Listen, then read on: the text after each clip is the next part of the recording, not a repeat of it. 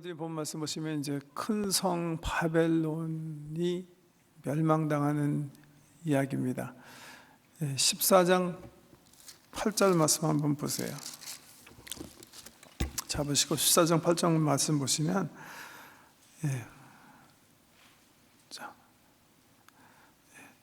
대접재앙 15, 16장에 말하기 전에 천상에서 먼저 간 성도들이 14만 4천이 하나님과 어린 양을 찬양하는 이야기 14장 초에 한 다음에 새 천사가 나타나는데 두 번째 천사 8절에 보면 또 다른 천사 곧 둘째가 그 뒤를 따라 말하되 무너졌도다 무너졌도다 큰 성 바벨론이여 모든 나라에게 그의 음행으로 말미암아 진노의 포도주를 먹이던 자로다 하더라.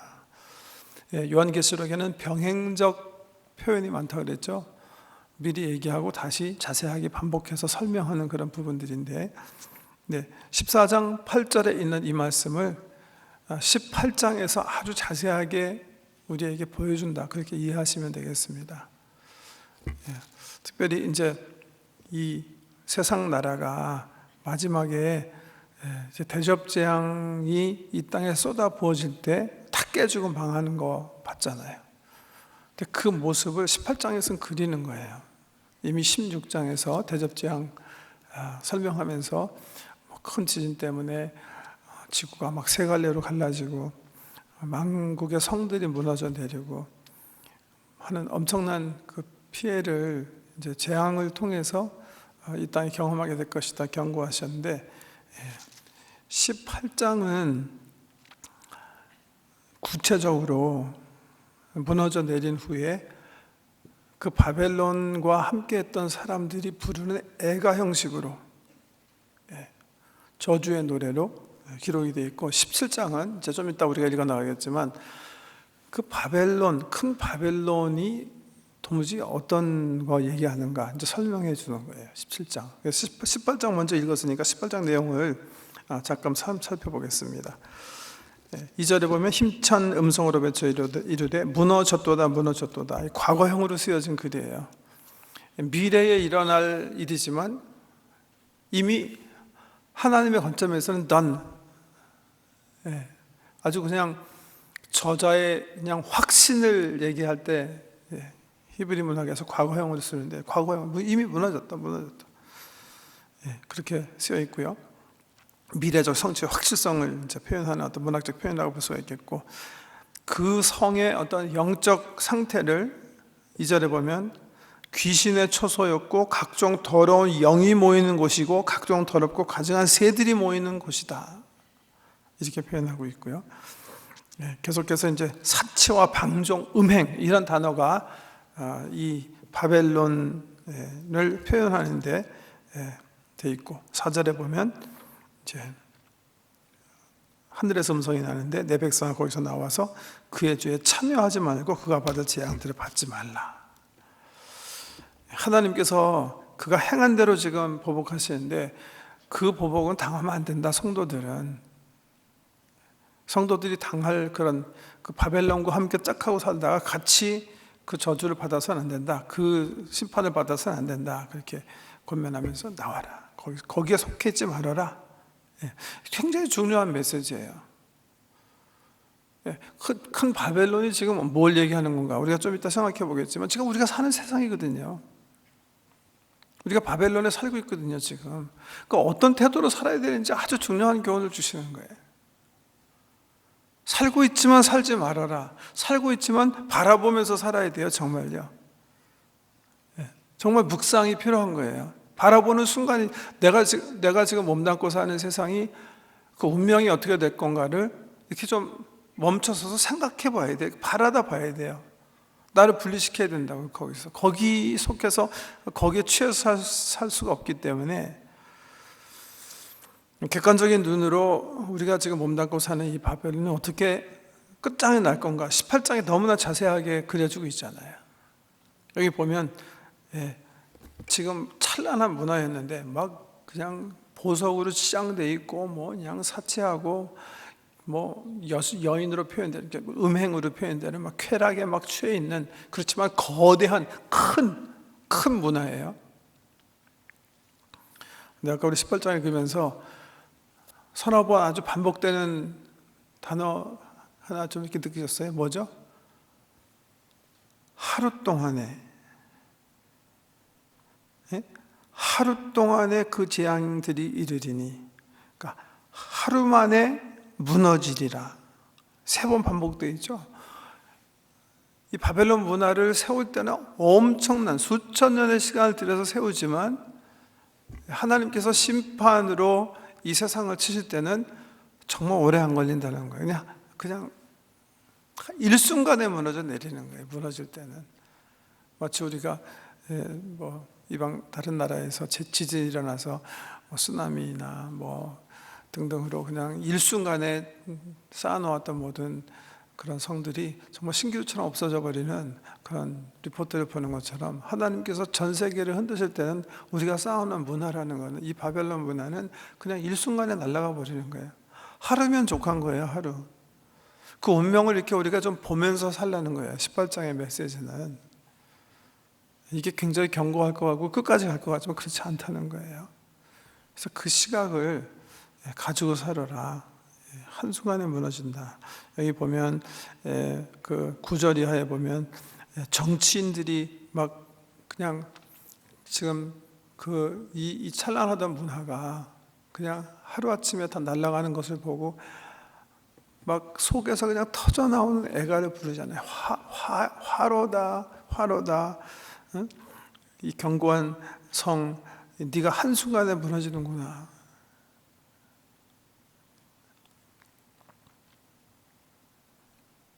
지금부터 한 13년 전인가요? 그 뉴욕 기억나시죠? 틴타워가 그냥 뭐 세계 최고의 빌딩인데 그냥 사람들이 조장해낸 그 테러 때문에 무너져 내렸는데, 이제 여기 마지막에 하나님께서 이 세상을 심판하시다 허락하신 그 재앙은 그거에 비하면 뭐 상상도 못하게 큰 거거든요. 문자 그대로 하면 일순간에 세상의 3분의 1이 죽거든요. 그러니까 뭐 틴타워에서 지금 뭐 10,000명 죽고 이거 유가 아니거든요. 그거를 보면서 먼저 정치가들이 애가를 부르는 거예요. 애가라기보다 이거는 탄식이죠. 그냥 터져 나오는 탄식이에요. 하루아침에 다 없어지는 거예요. 그 다음에 11절 이하에 보면 특별히 이제 부로 잘 치장된 문화이기 때문에 상인들이 이제 탄식하는 거예요. 좀 구체적으로 17절에 보면 바다에서 배를 타고 있었던 선원들과 선객들이 해상에서 이렇게 바라봤던 그 도시 문화가 일순간에 다 잿더미가 된 것을 보고 또 애가를 하는 거예요. 그 모습이 굉장히 리얼해요. 이건 그냥 저도 그 틴타워가 붕괴된 이후에 한 번 뉴욕에 방문한 적이 있는데, 물론 이전에 허슨강 뉴욕 뉴저지 사이에 두고 허슨강에서 보면 뉴욕의 스카이라인이 이렇게 보이거든요. 허슨강 가서 물론 제가 항상 허슨강 가서 뉴욕에 틴타워 스카이라인이 이렇게 생겼구나 그렇게 보진 않았지만, 맨하탄 맨 남쪽에 있는 가장 찬란하게 솟구쳤던 빌딩이 사실 없어진 게 자꾸 눈에 거슬리는 거예요. 근데 주님께서 마지막에 이 세상을 재앙으로 치실 때는 그 스카이라인이 그냥 날아가는 거예요. 다. 2빌딩만 날아가는 게 아니라 그 성이 다 무너진다고 그랬어요. 그래서 정말 무서운 거예요. 그걸 해상에서 보고 탄식하는 거예요. 정말 이게 정말 다 무너졌는데 이게 정말 이렇게 되다니. 다시 정말 이렇게 세울 수 없는 그런 절망감 속에서 18장의 애가예요. 이건 미래에 지금 우리 성도님들이 살아갈 이 삶의 시간에 볼지 못할지도 몰라요. 그렇지만 이게 지구의 운명이라는 것은 마음속에 품고 살아야 돼요. 우리가 몸담고 사는 이 바벨론이 얼마나 허무하게 마지막에 끝장날 건가, 이 비전을 잊지 말아야 된다는 거죠. 그 비전을 우리에게 일러주시기 위해서 이 책을 썼다, 저는 그렇게 생각하는 거예요.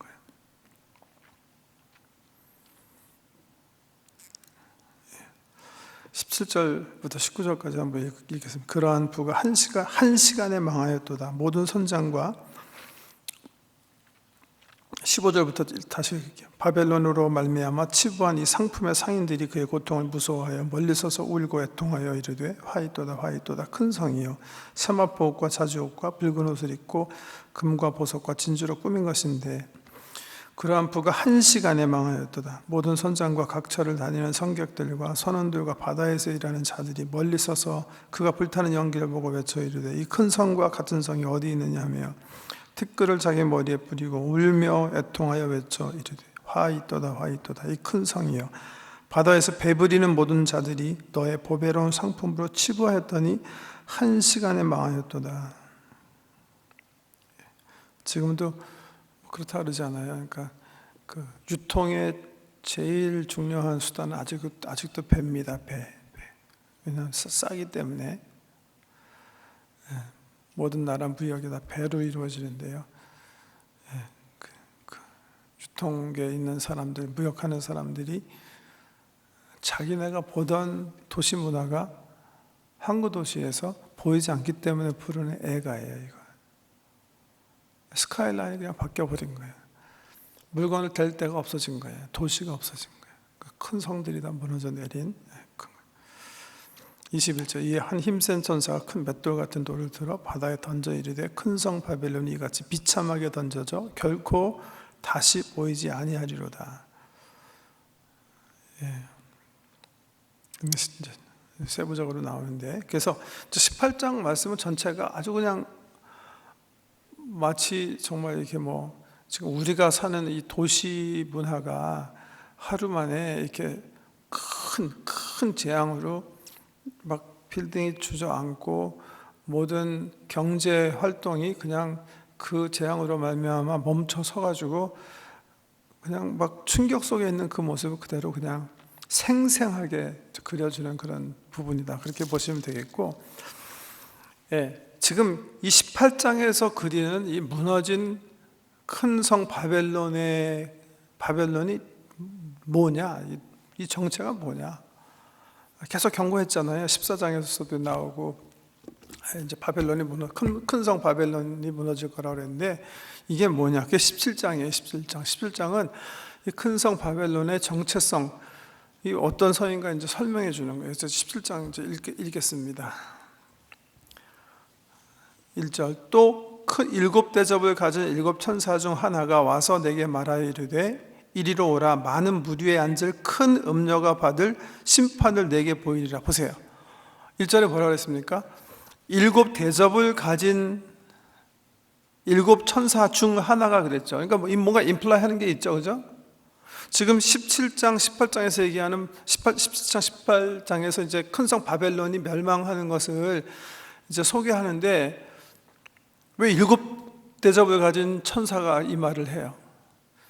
왜? 15, 16장에 이제 7대접 재앙 지난주에 우리가 살펴봤는데 그때 일어나는 일이라는 얘기죠. 이거는 그래서 너무나 이렇게 상징적으로 상징적으로 이건 항상 일어나는 일이다 이렇게 볼 수가 없는 거예요. 주님께서 세상을 마지막에 심판하실 거예요. 7대접 재앙에 그 내용이 써 있어요. 그때 결국 깨어질 어떤 큰 성 바벨론을 얘기한다는 거예요. 그게 뭔가 이제 살펴보기 원합니다. 7대접을 가진 7천사 중 하나가 와서 내게 말하여 이르되 이리로 오라 많은 물 위에 앉은 큰 음녀가 받을 심판을 내게 보이리라. 맨 처음에 그러니까 18장에서 바벨론이라고 그랬는데 여기서는 음녀라고 그랬어요. 지금 큰 음녀, 큰이라는 건 뭘 의미하죠? 큰, 아주 그냥 권세가 당당한, 권세가 엄청난 음녀, 그 음녀가 상징하는 거는 임플리케이션이 뭐예요? 뭘 암시하는 거죠? 하나님 말씀과는 상관없고, 하나님과는 상관없고, 그다음에 뭐예요? 쾌락에 취한 그런 거예요. 근데 이 음녀가 뭔가는 좀 건너뛰어서 5절 보세요. 설명해놔요. 뭐라고 그랬어요? 그 이마에 이름이 기록되었으니 비밀이라. 큰 바벨론이라 이렇게 설명해요. 땅의 음녀들과 가증한 것들의 어미라 하였더라. 그러니까 음녀라고 상징적으로 얘기했지만 큰 바벨론이라고 5절에서 설명했으니까 이게 설명이 된 거예요. 다시 1절로 가서 이리로 오라. 많은 물 위에 앉은 큰 음녀 그랬죠. 물 위에 앉은 큰 음녀. 그럼 물 위에 앉았다는 건 뭐냐? 바다에 앉은 어떤 큰 음녀가 있다는 건가? 이건 어떻게 해석해야 되는가? 이것도 해석해 놨어요. 어디서 해석해 놨냐면 15절 보세요. 17장 15절 보면 또 천사가 내게 말하되 17장 15절이요. 17장 15절. 또 천사가 내게 말하되 내가 본 바 음녀가 앉아 있는 물은 백성과 무리와 열국과 방언들이라 이렇게 얘기했어요. 설명해놨죠, 그죠?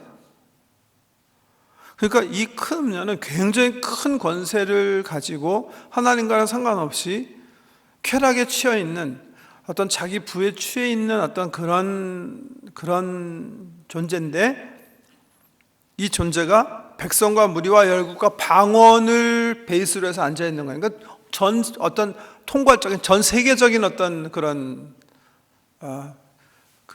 something이에요. 설명해놨잖아요, 여기에, 그죠? 큰 바벨론, 큰 음녀. 그런데 이 음녀가 막 전 세계적인 조직이다, 전 세계적인 어떤 그런 조직이다라는 것을 15절에 설명해 놓은 거예요. 앉아 있는 물은 바로 백성과 무리와 열국과 방언들이라. 여러 문화, 민족, 국가를 아울러서 앉아 있는 어떤 그런 조직이다. 이렇게 얘기하고 있는 거죠. 그런 권세다. 자, 2절에 보면 땅의 임금들도 그와 더불어 음행하였고, 뭐 정치인들 얘기하는 거죠. 음행하였고 땅에 사는 자들도 그 음행의 포도주에 취하였다 하고 말씀하시고, 곧 성령으로 나를 데리고 강야로 가니라. 내가 보니 여자가 붉은빛 짐승을 탔는데 그 짐승의 몸에 하나님을 모독하는 이름들이 가득하고 7머리와 10뿔이 있으며. 이 짐승은 누구죠? 기억나세요? 13장에 보면 두 짐승이 나와요. 하나는 바다에서 나오고 하나는 땅에서 나와요. 바다에서 나오는 짐승과 땅에서 나오는 짐승은 모양이 달랐어요. 어떻게 달랐어요? 땅에서 나오는 짐승은 마치 예수님처럼 어린 양 같은 그런 모습을 하고 있었어요. 그런데 바다에서 나오는 짐승은 어땠어요? 그 모습이 12장에 나오는 용의 모습과 거의 똑같았다고 그랬죠. 그 모습이 뭐였어요? 여기 본 그대로 7머리와 10뿔이에요. 그러니까 이건 누구예요? 바다에서 나온 짐승이에요. 그러니까 미리 얘기한 걸 다시 얘기하는 거예요. 13장에 이 짐승에 대해서 이미 얘기했잖아요. 바다에서 나오는 거예요. 그러니까 무적행에서 나온 짐승이, 무적행에서 올라온 짐승. 그러니까 사람의 모양을 했을지 모르지만 그 정체성은, 진짜 정체성은, 이거는 바다에서 나온 짐승은 사람이 아니라 그 속이 뭐라 그랬죠? 사탄이라 그랬죠. 마자 같은, 예수님께서 인자의 몸을 입고 오신 것처럼 이 사탄이 무적행에서 사람의 몸을 입고 나타나는 어떤 그 적그리스도의 어떤 출현을 얘기한다. 근데 이 큰 성 바벨론 음녀가 전 민족과 방언을 아우르는 어떤 그런 조직 같은데, 그런데 이게 뭘 타고 있어요? 적그리스도를 타고 있는 거예요. 이 모습이 여기 그려지는 게. 그러니까 사탄과 지금 이렇게 짝한 어떤 그런 모습이에요.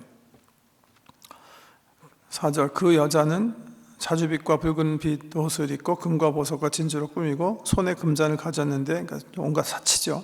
가증한 물건과 그의 음행에 더러운 것들이 가득하더라. 하나님과 상관없는 그 이마에 이름이 기록되었으니 비밀이라. 큰 바벨론이라 땅의 음녀들과 가증한 것들의 어미라 하였더라. 또 내가 보매 이 여자가 성도들의 피와 예수의 증인들의 피에 취한지라. 내가 그 여자를 보고 놀랍게 여기고 크게 놀랍게 여기니 천사가 이르되 왜 놀랍게 여기느냐. 내가 여자와 그가 탄 7머리와 10뿔 가진 짐승의 비밀을 내게 이르리라. 내가 본 짐승은 전에 있었다가 지금은 없으나 장차 무저갱으로부터 올라와 멸망으로 들어갈 자니 땅에 사는 자들로서 창세 이후로 그 이름이 생명책에 기록되지 못한 자들이 이전에 있었다가 지금은 없으나 장차 나올 짐승을 보고 놀랍게 여기리라. 이 말씀 우리가 언젠가 한번 살펴봤죠. 이게 무슨 말이라고 했죠? 어떤 존재 얘기하는 거예요? 바다에서 짐승이 올라와요. 언제 올라와요? 주님 다시 돌아오시기 전 한때, 두때, 반때, 42달, 1260일, 그러니까 하나님이 정한 대환란 기간에 지금은 십자가 때문에, 십자가에서 대패했기 때문에 무저갱에 갇혀 있었던 사단이 적그리스도의 모습으로 릴리즈가 된다고 그랬죠. 이전에 있었으나 지금은 없고 장차 잠시 있을. 이해가 되세요? 그렇게 표현했잖아요. 지금 8절에 내가 본 짐승은 전에 있었다가 지금은 없어요. 지금 어디가 있어요? 무저갱에 들어가 있어요. 왜?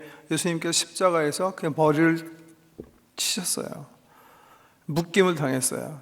감금되어 있어요. 그런데 영원한 무저갱으로 들어가기 전에 하나님께서 대환란 기간에 사탄을 다시 나오게 허용하셔서 나오게 돼 있어요. 그래서 만국을 미혹하는 시간을 갖게 되는데, 그 짐승 위에 지금 바벨론이 타고 같이 동행하는 모습을 얘기하면서 그 짐승은 바로 그거다. 무저갱에서 나온 짐승이다. 그렇게 설명해 주죠. 그거 없더라도 우리가 13장 공부했기 때문에 벌써 알고 있죠.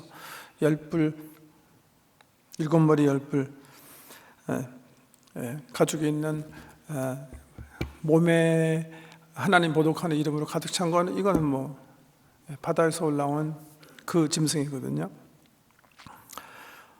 자, 9절 지혜 있는 뜻이 여기 있으니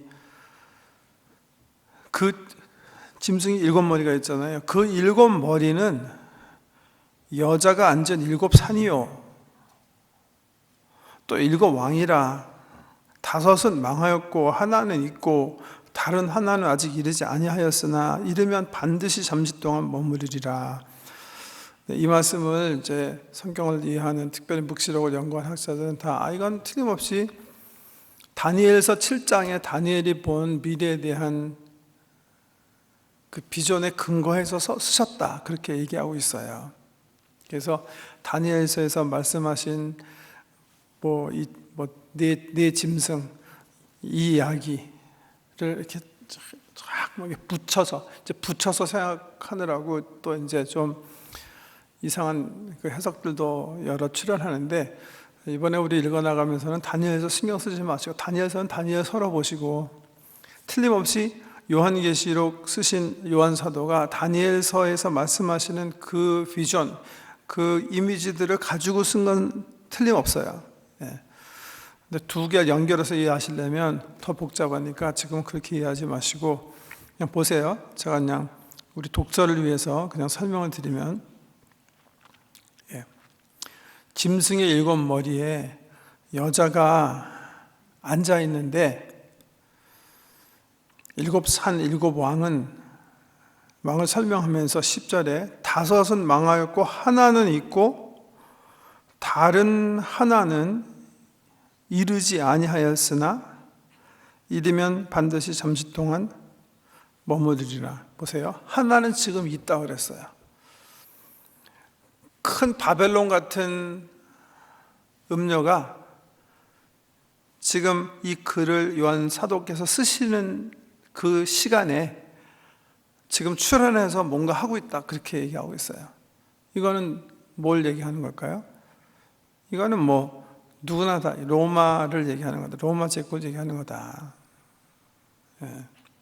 로마 제국을 얘기하는 거다. 아까 이제 다니엘서 7장 이제 내 짐승 얘기를 말씀을 드렸는데, 다니엘이 본 비전이 그거거든요. 지금 자기네 나라가 완전히 멸망당해 있지만 하나님께서 이제 민족을 일으키셔가지고 차례로 민족들이 서로 망하게 하는 그 제국들을 이렇게 보여주시는 비전이 있어요. 뭐 표범도 나오고 곰도 나오고 또 뭐만 나오죠? 사자도 나오고. 그러니까 다니엘서 7장에 보시면 아수르, 바벨론, 페르시아, 히랍, 로마 이 제국의 출현을 다니엘로부터 이렇게 보게 하세요. 그러면서 하나님께서 어떤 구원의 역사를 펼치신가를 굉장히 암시적이고 다 말씀하지 않으시지만 그 제국의 출현들에 설명하시는데 그 이미지를 염두에 두고 지금 요한이 이 글을 쓰고 계시는 거거든요. 그래서 이 말씀을 그렇게 이해하는 거예요. 하나는 있고 다섯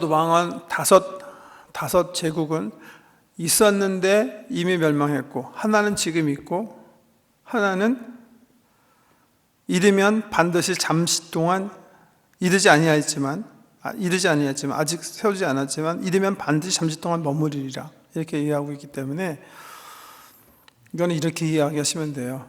지금 있는 바벨론은 있는 큰 음녀는 로마 제국이에요. 교회를 지금 핍박하고 있는 그 전에 교회를 핍박한 구약 교회를 핍박한 5 나라들은 누구예요? 애굽,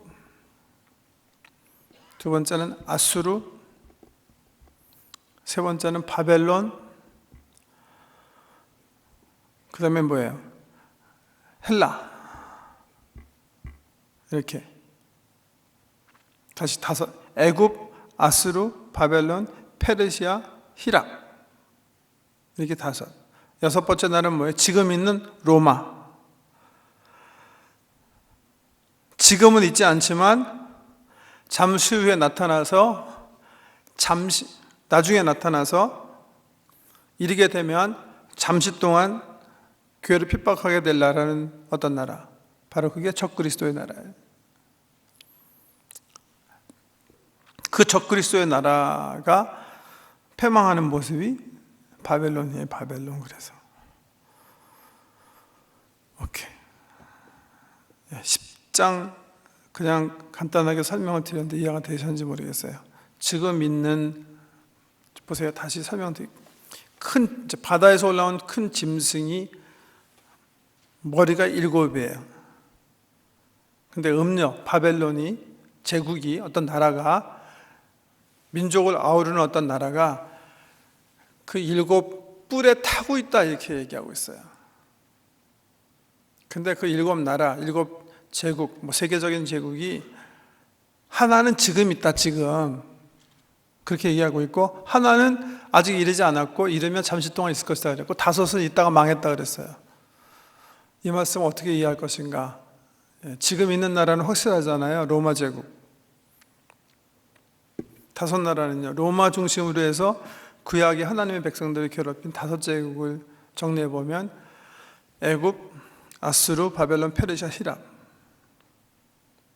그 다음에 지금 있는 나라 로마, 그리고 아직은 이르지 않았지만 이르게 되면 반드시 잠시 있을 나라, 교회를 핍박하고 하나님께 대적하게 되는 하나님의 역사에 반대로 가는 그 나라, 적그리스도의 나라예요.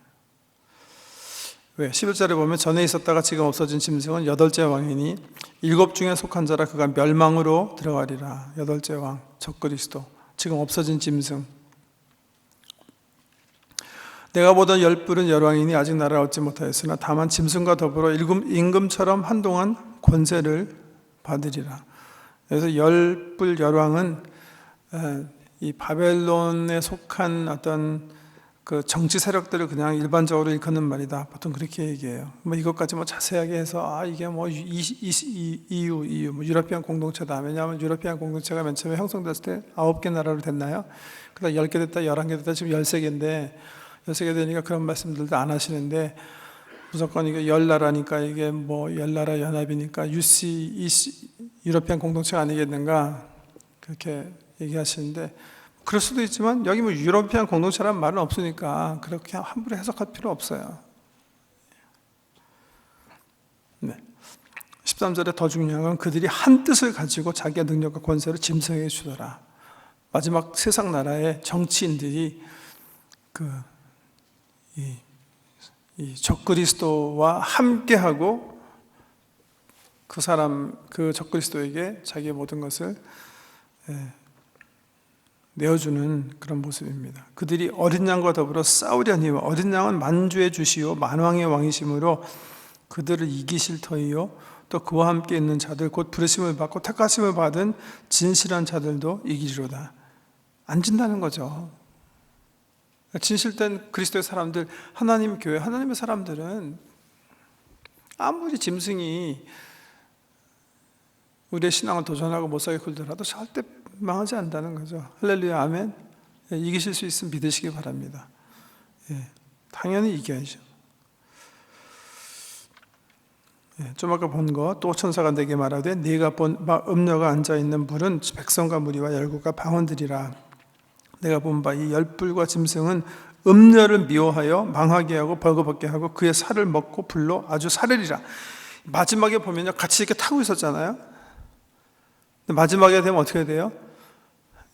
짐승이 이 바벨론을 그냥 미워하고 사용하고 사실 멸망에 이르게 한다는 거예요.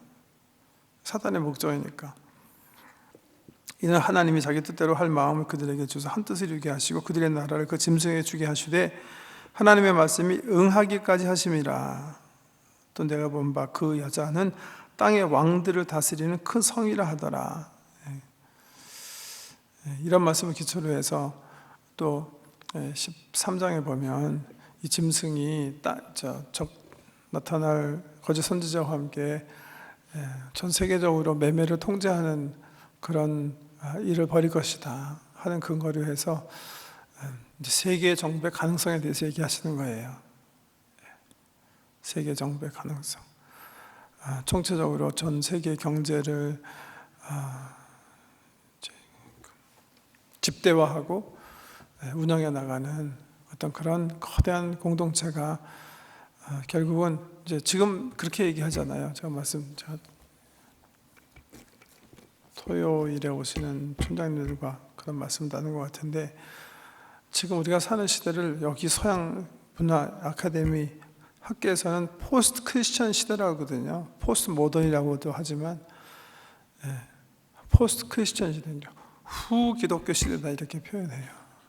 기독교는 이전까지는 세계 문화에 많이 도움을 주고 윤리적으로 이렇게 잡아줬고 잘했는데 이제는 지나갔다는 거예요. Let us pass 그렇게 표현하고 있거든요. 지금 세상 학문들이 지금 우리가 사는 시대를 표현하면서 포스트 모던, 그러니까 후현대 시대다 그렇게도 표현하고 또 포스트 크리스천 에라다, 후 기독교 시대다 이렇게 표현하거든요. 그러니까 구닥다리 종교니까 얘기하지 말고 그냥 박물관에 있어라. 잠깐만 얘기하지 말아라. 그렇게 얘기하고 있거든요. 제가 예배 들어오기 전에 강진숙 목사님과 잠깐 말씀을 나눴는데 왜냐하면 그 온타리오 주정부에서 연락이 왔었어요. 이제 자기네가 그 초등학교와 중고등학교 학생들 커리큘럼 다 썼대요. 이제 자유당 정부에서 다 써서 이제 9월달부터 이제 새 커리큘럼을 이제 가리킨다는 거예요. 근데 그 교과 내용 가운데 이제 우린 실질적으로 이제 완전판은 보지 못한 거죠. 그렇지만 이제 편집 과정에서 이미 이제 발표된 내용들을 보면서 교계에서 이제 불만을 토로한 거예요. 이건 아니지 않느냐. 이게 어떻게 이렇게 갈 수가 있느냐. 이건 무슨 초등학교 6학년 애들한테 성에 대해서 이렇게 가르칠 이유가 뭐가 있고, 특별히 이제 동성애나 이런 것들, 또 그 성의 유희 이런 것들 왜 지금 6살, 7살 된 애들한테 얘기해야 되느냐. 이거 잘못됐으니까 이러면 안 되는 거 아니에요. 이건 윤리적으로 잘못된 거 아니냐. 이런, 그러니까 우리 성도님들도 사인하셨었잖아요. 저희도 편지 쓰고 해서 이제 그런 항소가 들어가니까 온타리오 주정부 교육장관이 그러면 한국 목사님들 가운데 만나자고 연락이 온 거예요. 자기네가 디펜드 할 수 있는 그 기회를 돌려는 거예요. 그래서 보좌관을 통해서 연락이 왔어요. 저는 이제 우리 교회 교육 담당 목사님이 강 목사님이시기 때문에 또 영어도 잘하시고 여기서 성장하신 분이고 또 복음의 센터가 확실한 분이기 때문에 제가 가는 대신 강 목사님 가시는 게 낫겠다 해서 이제 강 목사님 월요일 날 이제 그 교육부 장관과 만나서 이제 커리큘럼 보고 그분들 일단 설명 듣는 거예요. 그래서 제가 오늘 목사님이랑 이제 그런 얘기를 나눴는데 이제 목사님 말은 자기가 이제 그 보좌관장 얘기해 보니까 이게 뭐 우리가 가서 뭐 바꿀 수 있는 성질이 아니라는 거예요. 얘네가 들어보니까 벌써 자기네 이제 디펜드만 하려고 그러는 거예요. 근데 디펜드의 요지가 이거예요. 자기네는 무슨 지금 아이들을 무슨 뭐 동성애로 만들려고 그런 것도 아니고 성을 더 액티브하게 하라고 그러는 게 아니라는 거예요. 자기네가 이렇게 커리큘럼을 쓰는 거는 이미 애들이 다 알고 있는 걸 그냥 썼다는 거예요. 이미 애들이 다 경험하고 있고 알고 있는 것을 쓴 거고, 이거는 지금 아이들이 인터넷이나 이런 거에서 다 보고 이미 그렇게 판단하고 있는 거라 교육을 안 할 수 없는 거기 때문에 지금 하는 겁니다. 이게 이제 온타리오 정부의 교육 장관의 어떤 변명이에요, 변명. 그래서 어떤 결과를 이제 가져오실지 모르지만, 이제 우리 한국 교교에서 월요일날 이제 5-6명 목회자들이 이제 만나는데, 근데 실질적인 이제 학계나 이제 사회 쪽에서는 그러는 거예요. 옛날에는 교회에서 얘기하면 들었거든요. 어떻게 보면 또 교회가 또 어느 정도 정말 이렇게 수적으로도 영향력 있게 말할 수 있기 때문에 안 들으면 이제 정권을 차지하지 못하니까 잘 들었는데, 이제 교회가 좀 약해지고 그래서 그런지 잠깐만 이제 좀 얘기 말아달라는 거예요. 자기네가 알아서 할 테니까. 왜? 기본적인 전체 의식이 이제 포스트 크리스천 시대, 후 크리스천 시대, 성경이나 무슨 교회에서 사회가 옳고 그른 거 말할 시대는 이미 이제 지나갔다는 거예요. Let's go move. 패스해서 나가자. 이게 기본적인 의식이거든요, 지금. 근데 그 의식대로 그냥 세계가 가면 결국 형성되는 게 이 바벨론이에요. 하나님 전혀 없고, 하나님, 이건 문화다. 이건 각 민족이 그냥 만들어낸 그냥 어떤 자기 위안이고, 종교는 정말 멋진 세상을 위해서는 초월해야 된다. 이미 사실은 지금 세계 지성이 그걸로 가 있는 거예요. 후크리스천 시대로. 그게 내부에 있는 것이고, 겉으로 이제 그 문화, 그 이데올로기를 가지고 세계가 지어지다 보면 결국은 외형적으로도 이 바벨론이 이제 형성이 되는 거예요. 바벨탑이 정말 이제 쌓여지는 거죠. 그러니까 실질적으로 우리가 사는 사회가 이미 어떤 이런 정말 이 음녀 바벨론이라는 사실을 이렇게 염두에 두시고 살아야 된다는 거예요. 시간 많이 갔으니까 정리를 마치겠는데, 이 17장, 18장에서 우리가 얻어야 되는 그 기도 제목이 뭘까? 교훈이 뭘까? 생각해 보면, 첫째, 여러분, 우리가 지금 이 바벨론에 살면서 뭐 순간적인 성공, 쾌락, 화려함, 그런 것들을 또 즐기고 누리잖아요. 그렇지만 여러분, 한 가지 확실히 해야 되는 게, 그런 것 때문에 영원한 것을 뺏기면 그건 정말 스투핏이. 거기에 취해서 바벨론처럼 영원한 것에 시각을 잃거나 영원한 것을 붙잡지 못하면 그건 정말 스투핏이에요. 왜? 결국이 이거기 때문에. 그 마지막 비전을 놓치면 그건 정말 바보예요. 어리석은 삶, 미련한 삶이에요. 아무리 바벨론에서 주는 기쁨, 성공, 화려함, 부, 이런 것이 갖고 싶더라도 not at the expenses of eternity. 영원함을 맡겨하는 사람은 정말 우리 예수님께서 얘기한 정말 어리석은, 천하를 가지더라도 생명을 잊어버리면 아무 소용없고, 내가 창고에 아무리 공부를 많이 쌓아놓고 너무 모자라고 또 창고 하나 줘서 또 쌓아놓더라도 오늘 밤 주님께서 데리고 가시면 끝나는 걸 기억하셔야 된다는 거예요. 우리가 살고 있는 바벨론의 운명 때문에 겁먹고 살지 말자. 또 다른 각도에서 보면 이제 바벨론의 실상을 잘 바라보자. 그래서 묵상이 필요해요. 우리가 지금 이제 성도 여러분 이제 내일부터 또 나가서 바벨론 가서 이제 막 사시잖아요. 중간중간 멈춰서도 생각해 봐야 돼요. 내가 지금 수고하고 일하고 함께하는 이 바벨론의 운명이 어떻게 될 것인가를 정말 묵상 가운데 살펴보셔야 되는 거예요. 잠시 잠깐 생각해 봐야 돼요. 그러니까 실질적인 그 운명의 관점에서 내가 내 삶을 조율할 수 있도록 잠시 멈춰서는 그 영적 공간이 반드시 필요한, 정말 절실하게 필요한 거라는 거. 마지막으로 이 바벨론 시대에 우리가 추구해야 될 것은 성공이 아니라 뭐라 그랬죠? 승리라는 걸 기억하셔야 돼요.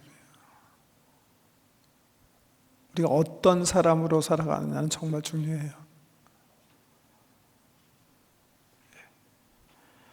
그러니까 시각 문제예요, 시각 문제. 어리석게, 야, 바벨론에 살고 있으니까 이제부터 이제 학교도 가지 말고 집 다 팔고 교회에서 그냥 밀사오니 하면서 살아라. 그 말씀은 아닌 거라고 생각해요. 우리가 살고 있는 이 세상 문화의 결국을 그 비전이에요, 비전을 가지고 내가 지금 무엇을 하며 살아야 되는지, 어떤 사람이 되어야 하는지 잘 보면서 살아가야 되겠다. 그런 말씀을 드리고 싶습니다. 그런 관점에서 17장, 18장에서 주시는 큰 바벨론 멸망의 비전. 전에도 말씀드렸지만 성령님이 함께 하시면 얻는 비전은 순간순간 무슨 세상의 점쟁이들이 마치는 그런 비전을 보는 게 아니에요. 성령께서 보여주시는 비전은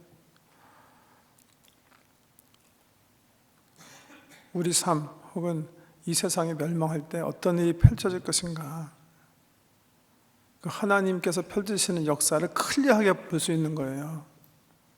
그 비전을 잃으시면 안 돼요.